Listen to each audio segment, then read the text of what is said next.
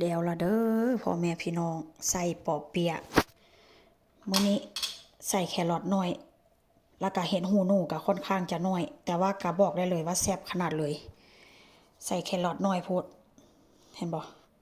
แต่ว่าสีสันหน้าตาน่ากินขนาดนี่กะหล่ำหัวหนึ่งเด้อนี่เด้อกะหล่ำหัวหนึ่งแล้วกับวุ้นเส้นสี่ก้อนวุ้นเส้นสี่ก้อนพี่น้องเนื้อนี่ก็ครึ่งกิโลพุ่นละเนื้อนี่ก็ได้นะแต่ว่าแครอทนี่ใส่ประมาณสามหัวแล้วก็หั่นเป็นอันประมาณว่าขูดเป็นตอนใหญ่ๆแบบนี้พี่น้องตัวขูดแบบน้อยๆแบบอันเฮ็ดตำบักหุ่งอันนั้นบ่มีค่อยซื้อมาอยู่ลูกสาวเอาทิ่มลงเอาทิ่มน้ำขยะเวลาปอกแครอทจังซี่นะลูกสาวก็เอาทิ่ม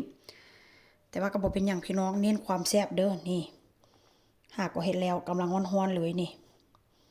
แซ่บพี่น้องแล้วก็จิห่อแต่ว่าก็ยังสิเฮ็ดอีกรอบนึงอยู่ได้มื้ออื่นก็สิเฮ็ดอีกผัดอีกรอบนึงก็สิเฮ็ดว่าเฮ็ดช้าๆค่อยๆใจเย็นๆพี่น้องมันจะค่อยแซ่บเฮ็ดไวหลายมันบ่แซ่บแล้วเด้อ